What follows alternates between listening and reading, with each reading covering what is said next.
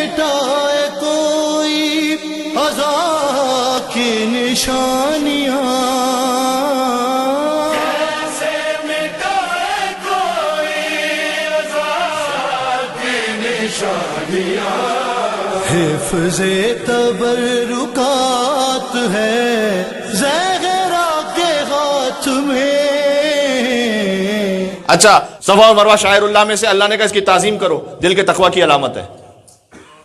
جا کر دیکھے گا صراط النجات کتاب میں آیت اللہ خوئی کے استفتاء کی کتاب ہے یہ، چونکہ کچھ اپنے لوگوں کے ذہن میں بھی شبہات کریٹ ہو جاتے ہیں، لہٰذا آیت اللہ خوئی کی کتاب سے جواب دے رہا ہوں کہ ان سے سوال کیا گیا ہے کہ ہم اپنے موقف میں، اپنے علاقے میں زری کی شبیہ بناتے ہیں، کہیں یہ بدعت تو نہیں ہے کہ ہم شبیہ بنا رہے ہیں؟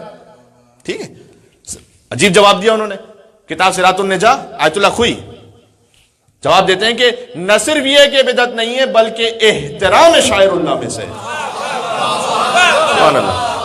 توحید، کچھ لوگوں کو توحید کے حوالے سے پتہ نہیں کس قسم کی بات بخار ہو جاتا ہے۔ دیکھیں یہ بات قانون اب ذہن میں رکھیے گا، اگر توحید کے عقیدے کو آل محمد کی ولایت کے مقابلے میں کچھ بنا کے پیش کیا جائے تو سمجھ جائیے گا کہ جو جملہ میں نے استعمال کیا یہ توحید بالکل ابلیسی توحید ہے۔ توحید ملے گی آل محمد کے گھر سے، یعنی ان کی تعظیم نہیں، صفا اور مروہ کی تعظیم کا مطلب ہے ایک نبی خدا کی یاد تھی جن پہاڑیوں سے، اس کی تعظیم مت کر۔ ابراہیم علیہ السلام تو نہیں، ابراہیم علیہ السلام شاعر اللہ میں سے، ابراہیم تو شاعر اللہ سے بلند ہے، وہ خلیل اللہ ہے۔ شاعر اللہ میں نہیں کا مطلب کیا ہے؟ ہیں شاعر اللہ میں سے لیکن فقط شاعر اللہ میں سے نہیں، وہ اور بلند ہے، وہ خلیل اللہ ہے۔ وہ تو جس پہاڑی پر ان کی زوجہ دوڑی تھی اس کی یاد کو باقی رکھنے کے لیے وہ جو پہاڑی ہے وہ شاعر اللہ میں سے۔ وہ جو قربانی کے لیے جانور آیا تھا، مثلا کہتے جنت سے آیا تھا حضرت اسماعیل علیہ السلام کے عوض جو، اور وہ وَذَبَحْنَاهُ بِفِدْحٍ عَظِيمٍ کہ فدح عظیم کا وہ فدیناہ بذبح عظیم، وہ ذبح عظیم کا فدیہ بن گیا، جس سے مراد امام حسین علیہ السلام ہے روایات کے مطابق، ٹھیک ہے نا۔ لیکن وہ جانور جو آیا تھا اللہ اس کے لیے بات نہیں کرا کہ وہ شاعر اللہ میں سے، ہم اور آپ جو قربانی کے لیے جانور لیتے ہیں وہ شاعر اللہ میں سے، وَالْبُدْنَ جَعَلْنَاهَا لَكُم مِّن شَعَائِرِ اللَّهِ۔ سبحان اللہ۔ اگر کوئی جانور حسین کے جانور کی قربانی کی یاد میں اس لیے جلوس میں آ جائے کہ اسے دیکھ کر حسین کا زلجنہ یاد آئے، ہاں اب جس حد تک اللہ نے رکھا ہے اسی حد تک رکھنا چاہیے، کہ کیونکہ حسین کے لشکر کا سپاہی ہے ایک زلجنہ، اگر ایک جانور کو دیکھ کر وہ سپاہی یاد آ جائے، اس کی قربانی یاد آ جائے، یقیناً شاعر اللہ میں سے، یقیناً۔ کیوں؟ اس لیے کہ اسے دیکھ کر وہ زلجنہ یاد آئے گا، زلجنہ کی یاد سے حسین کی یاد ہے، حسین کی یاد سے اللہ کی یاد ہے۔ بات ہو رہی ہے کیا؟ یہ کوئی سمجھنے کی کوشش کرے، یہ جو علم مطہر ہے یہاں پر یہ اس بات کا جواب ہے۔ وہ جانور کے جو حضرت اسماعیل کے لیے آیا تھا اللہ اس کو شاعر اللہ کہتا، تو لوگ کہتے کہ وہ جو غازی کے ہاتھ میں علم تھا فقط وہ شاعر اللہ میں سے۔ پتہ نہیں کہاں تک بات پہنچ رہی، کون کیا سمجھ رہا۔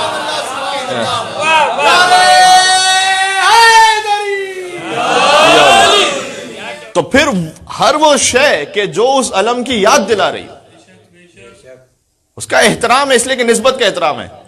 یہ ہمارے جوان ساتھی بھی سمجھیں، بس اوقات ذہنوں کو کنفیوز کر دیا جاتا ہے اور اس کے بعد وہ خود ہی سمجھ رہے ہوتے ہیں کہ پتہ نہیں ہم صحیح عقیدے پر ہیں یا نہیں ہیں، ہم توحید پر ہیں یا نہیں ہیں۔ بات ہو رہی ہے۔ یہ جو بات ہو رہی تھی حضرت ابراہیم علیہ السلام کی کہ وہ فقط شاعر اللہ میں سے نہیں، وہ خلیل اللہ ہے۔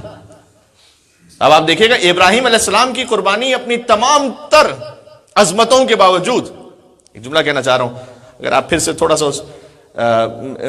یعنی مجھے ساتھ دے سکیں اور مجھے بتا سکیں بات پہنچ رہی، ابراہیم علیہ السلام کی قربانی تمام تر عظمتوں کے باوجود بقائے توحید کی ضامن نہیں بنی ہے۔ کچھ کہنا چاہ رہا ہوں، حسین مظلوم کی جو کربلا میں قربانی ہے، ابراہیم علیہ السلام نے جو قربانی پیش کی ہے وہ ان کا ذاتی امتحان ہے۔ بہت غور کیجئے گا، میں کچھ عرض کرنا چاہ رہا ہوں، آپ بات پہنچ رہی ہے، میں کیا عرض کرنا چاہ رہا ہوں، یہ ذاتی امتحان ہے ان کا۔ اور اس امتحان میں کامیاب ہونے کے بعد انی جاعلک للناس اماما، اے ابراہیم ہم نے آپ کو انسانوں کا امام بنا دیا. یعنی ابراہیم علیہ السلام کا امتحان ہے ان کی ذات انفرادی حیثیت میں، جب وہ کامیاب ہو گئے انہیں امامت عطا ہو گئی. حسین کی قربانی میں حسین کو کچھ ثابت نہیں کرنا، یہاں پر کچھ کہنا چاہ رہا ہوں میں کہ حسین جب یہ قربانی دیں گے تو کچھ مل جائے گا انہیں، کچھ ثابت ہو جائے گا. جیسے ابراہیم علیہ السلام کے نا، حسین تو پہلے ہی سیدہ شباب اہل جنہ ہے. حسین کربلا کے بعد سیدہ شباب اہل جنہ نہیں ہے. حسین زمانے رسالت میں جب ان کا ظاہری سن 5 برس کا ہے، اس وقت حضور کہہ رہے ہیں الحسن والحسین سیدہ شباب اہل جنہ. حسین بچپن سیدہ شباب اہل جنہ ہے. کسی پیر فقیر مفتی جسے بھی عارف کو لے لیں، بڑے سے بڑا صوفی ہو، اس کا اختتام ہوتا ہے کہتا ہے کہ جنت پہنچ جاؤں. حسین کی زندگی کا آغاز جنت سے نہیں ہے، سیدہ شباب اہل جنہ. جی امام حسین علیہ السلام کی قربانی سے انہیں اپنی ذات کے لیے کچھ ثابت نہیں کرنا یہاں کہ قربانی دیں گے تو کچھ نیا ثابت ہو جائے گا. حسین کے لیے جو کچھ ہے ان کے لیے ثابت شدہ ہے. یہاں تو حسین کی قربانی کا معاملہ یہ ہے کہ یہ بقائے عقیدہ لا الہ الا اللہ ہے. آپ فرق محسوس کر رہے ہیں؟ ابراہیم علیہ السلام حضور پاک کے بعد سب سے افضل نبی ہیں بے شک. تو مقام ذبح پہ جو پہنچے وہ ہیں ذبیح اللہ. اسماعیل علیہ السلام ذبیح اللہ. مقام ذبح تک پہنچے تھے، ابھی ذبح ہوئے نہیں تھے. مقام ذبح تک پہنچے تو وہ ہیں ذبیح اللہ. جو ذبح ہو گئے تو ان کا مقام کیا ہوگا؟ یہ کچھ عرض کرنا چاہ رہا میں. ٹھیک ہے، اس کا مطلب حسین ایک طرف امام حسین ان کی ہاں اور نہ پر، یعنی ان کی قربانی پر بہت کچھ قیامت تک کے لیے رکا ہوا ہے. یہ ہے حسین کی قربانی. جو ابراہیم علیہ السلام کی قربانی میں یہ مثال نہیں ہے. ٹھیک ہے، ایک طرف یزید لعین، اس کی طاقت، دولت کا نشہ، اقتدار کی حوث اور اسلام کو تحریف کر دینے کے لیے بنی امیہ کے منصوبے، وہ ایک طرف حسین سے کہہ رہے ہیں کہ بیعت نعوذ باللہ جھک جاؤ. لیکن حسین کے پاس کیا ہے؟ آدم کا علم، نوح کا عزم، ابراہیم کی خلت، موسیٰ کی ہیبت، عیسیٰ کا زہد و تقویٰ، محمد کا جمال، علی کا جلال، فاطمہ کی عصمت، قرآن کی عظمت. حسین سے کہہ رہی ہے کہ آپ انکار کر دیجئے. یہ حسین کی قربانی. اس کا ویٹ یہ ہے، ایک ہاں اور نہ پر تمام انبیاء کی محنتیں رکی ہوئی ہیں. ہاں اس کے بعد اب جو امام حسین علیہ السلام اس قربانی کو پیش کریں تو کیا وہ شاعر اللہ میں سے نہیں ہے؟ شاعر اللہ میں سے نہیں ہے؟ وہ مقام کہ جہاں لاش علی اکبر حسین پہنچے، کیا اسے دیکھ کر خدا کے دین کی یاد نہیں آتی؟ تو کیا یہ شاعر اللہ میں سے نہیں ہے؟ وہ مقام جہاں ایک بوڑھے باپ نے 6 مہینے کے بچے کو ایسے گود میں لیا. اب میں جملہ کہنے لگا ہوں، کسی باپ نے اپنے 6 مہینے کے بچے کو ایسے گود میں نہیں لیا ہوگا جیسے کربلا میں مقام علی اصغر پر حسین نے علی اصغر کو گود میں لیا تھا.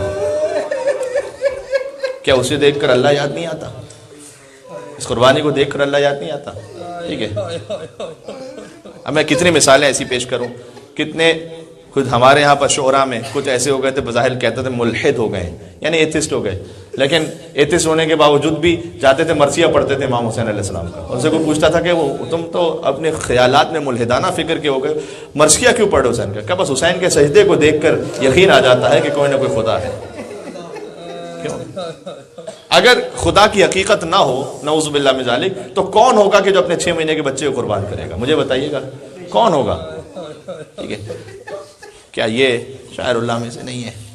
اور حسین کا وہ ذوالجناح بچوں کے لیے میں جملہ گزارش کر دوں کہ میں نے کیوں کہا تھا کہ حسین کی فوج کا سپاہی ہے یہ، اس لیے کہ تاریخ میں اس طرح سے ملتا ہے کہ جب حسین زمین کربلا پہ تشریف لے آئے تو ہر شہید کی شہادت کی خبر حسین دینے جاتے تھے نا.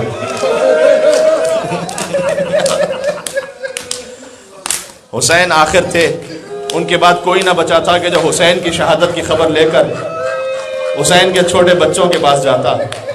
لہذا ذوالجناح نے اپنی پیشانی کو رنگین کر لیا، خون ہے حسین ابن علی سے، اور اس کے بعد وہ دوڑا اور اس پیشانی کو دیکھ کر سیدانیہ یہ سمجھ گئی کہ حسین،